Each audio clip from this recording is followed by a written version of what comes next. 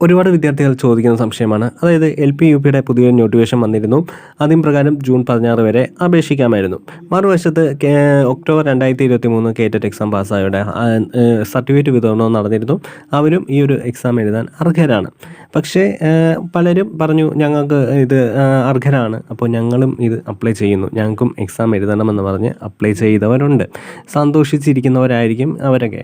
പക്ഷേ മറു സൈഡിൽ PSC തന്നെ ഒഫീഷ്യലായിട്ടുള്ള അറിയിപ്പ് തന്നിരിക്കുന്നു. അതായത് പഴയ വിജ്ഞാപനത്തിൽ മാറ്റങ്ങളൊന്നും വരുത്തിയിട്ടില്ല. പുതിയ ചില മാറ്റങ്ങൾ വരുത്താൻ വേണ്ടിയിട്ടാണ് ഈ ഒരു വിജ്ഞാപനം ഇട്ടതെന്നും അങ്ങനെയുള്ളവർ അർഹരായവർ മാത്രം അപ്ലൈ ചെയ്താൽ മതിയെന്നും പറഞ്ഞിട്ടുണ്ട്.